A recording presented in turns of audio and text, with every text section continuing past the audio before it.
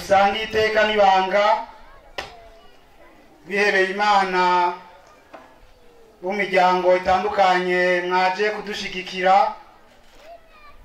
banyakubahwa mujejwe amabanga mu ntwaro, banyakubahwa mwese muri ngaha, umwe wese mu cubahiro umukama Imana yamuhaye, banwanye b'umuryango wagutse abasalesiano, famille salesienne mwashoboye gushika ngaha, abasalesienne coopérateur, abaciyembi, abahurikiye mwishirahamwe ry'abagira ubuntu bwo kurererwa migo kwa Don Bosco, bajyango nshuti bagenzi rwaruka tubereyeho, bakristu mwese mwaje kudushigikira no kudusabira tugire Kristu. Tugire Kristu kandi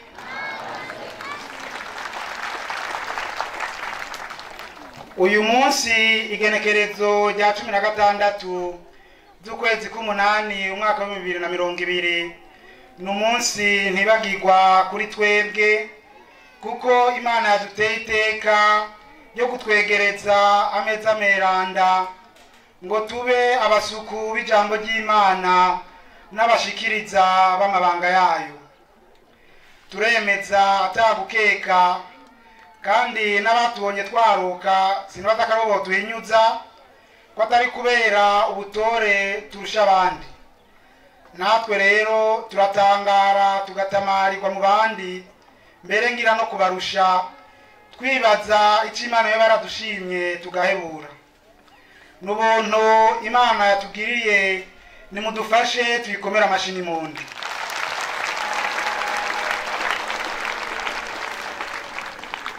Nakanyamuneza gasumbirije kuri twebwe abasalesiano kubona tugabanye ibi byiza umunsi dusanzwe twibuka isabukuru y'amavuko ya Don Bosco Mweranda.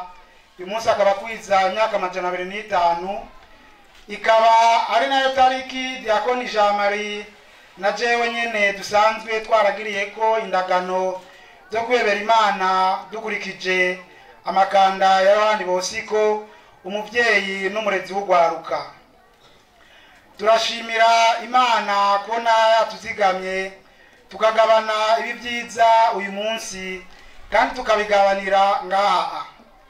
Nkuko tubizi twese, hari iki kiza gituma abantu badatembera byoroshe, kandi yaba Diakoni Jean Marie yaba na jewe nyene ntitwari turi ngaha hafi. Mbere twaribaza timbeho ibyo bintu bizohava biba, tibibayeho ubwo bizobera mu Burundi, aho abajyango n'inshuti benshi batubonye twaruka bashobora kuza kudushigikira. Twari tutazi ko bizoba, ariko umukama yaramenyaho aducisha, none dusubire tubikomera amashi. Twagomba dushimire nyakubahwa Musenyeri Yohani Ntagwarara, umwungere wa diocese ya Bubanza yatwatiye muri aya mabanga. Afise amabanga menshi, mugabo aho bamusabiye yavuze ati nta ngorane, n'igihe duhinduye itariki kubera ko tutari bwashike tugasubira kumubwira ko itariki yahindutse, yarabitahuye aratwemerera. Uru rugendo dushikanye aho rushitse uyu munsi, mvuze nti rushitse aho rushitse kuko ruracabandanya. Ntitwokwibagira gukurira ubwatsi abo bose batandukanye barugizemwo uruhara ku buryo bwihariye. Ubwa mbere na mbere turakengurukira abavyeyi bacu ku ndero rukristu na runtu batureresheje tukiri bato tukayikurana. Turabakengurukira kandi ko batatubereye intambamye igihe tubashikiririje icyumviro cyo kwebera Imana, ahubwo baduteye intege, eka mbere baranadusabira.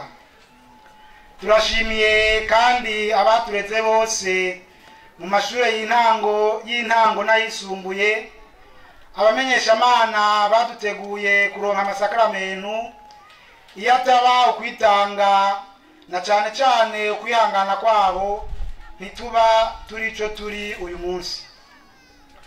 twagomba dushimire ku buryo bwihariye abasalesiano batureze kuri Lycée Don Bosco Ingozi, ku ndero nziza, urukundo n'akanyamuneza batureresheje, batubereye ikimenyetso gifatika cy'urukundo rw'Imana. Jewe nja kwiga kuri Lycée Don Bosco nta cyiyumviro cyo kumusalesiano nari mfise ka naho nari mfise icyiyumviro cyo kwebera Imana muri rusangi, ariko sinavuga ko no kwebera Imana mu muryango w'abasalesiano. Ariko ndashitse narabakunze, numva nifuje kumera nkabo. Iyo tuza kubana nabo tubona abana bijiriwe, yaba Jean Marie yaba na jewe ubwanje ntawari kwifuza kuja kuba ahantu hari abantu bijiriwe. Turabakengurukiye rero, bose ntibashoboye gushika ngaha, mugabo nabonye Patiri Corneille Mbaga, Patiri Minani Vital, Patiri Ntunzwe n'Imana Ferdinand nibo bashoboye gushika ngaha. Turakengurukiye kandi ugwaruka twabanye mu bigo bitandukanye aho twagiye turaca nk'abasalesiano.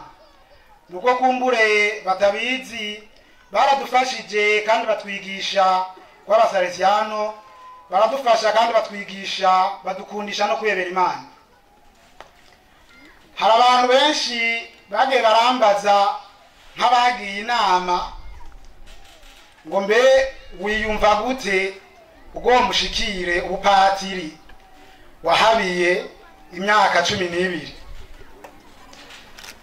Nabishura inyishu itabatsitatsa, nabwira ko numva ndyohewe, numva nezerewe, ko numva kamwemwe kari kukaransya, ariko hari ibindi ntababwira. Nababwira ubwoba, sinababwira ubwoba n'impungenge numva mfise.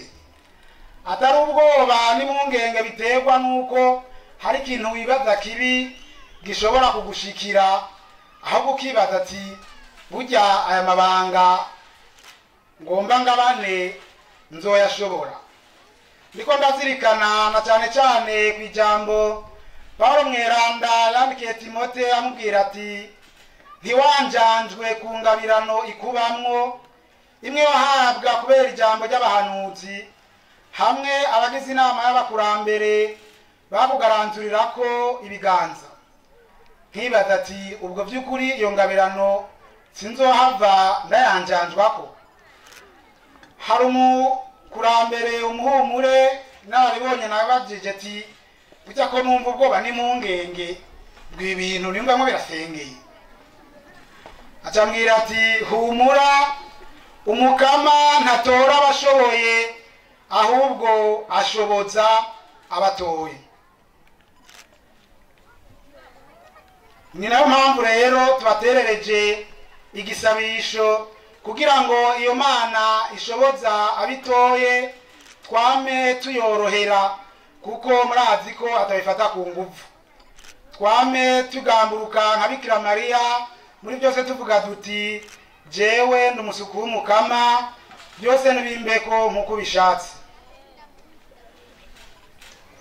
Karundi muntu yaciye ngamenga kwa gatanu arambaza ngo mbega burya ngo ibintu by'urubanza urashobora kumbwira mu majambo makukuntu bitunganije kugira nimba ari cyo noterera cyangwa icyo nofasha nzoze gufasha.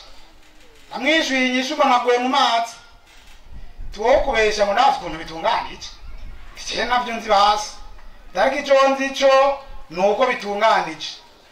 Rero ibintu nibyitunganije, abantu benshi babigizemo uruhara kwitanga mu buryo, mu mwanya, mu byiyumviro. Turashimira rero ku buryo bw'umwihariko abakristu bo muri paruwase ya Buterere yitiriwe Mweranda Yohani Paulo wa kabiri bagize uruhara rukomeye mu itegurwa ry'uyu munsi, bagiwe imbere na Patiri mukuru. Turashimira kandi umubano w'abasalesiano wo ngaha ku Buterere.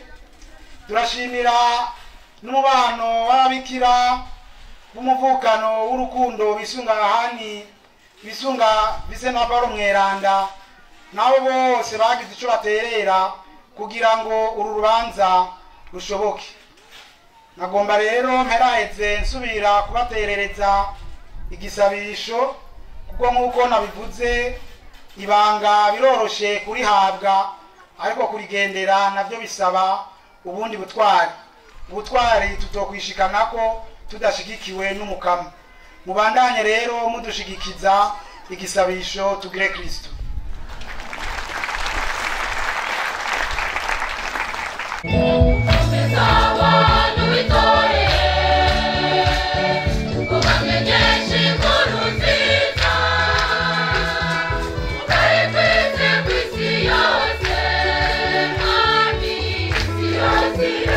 you.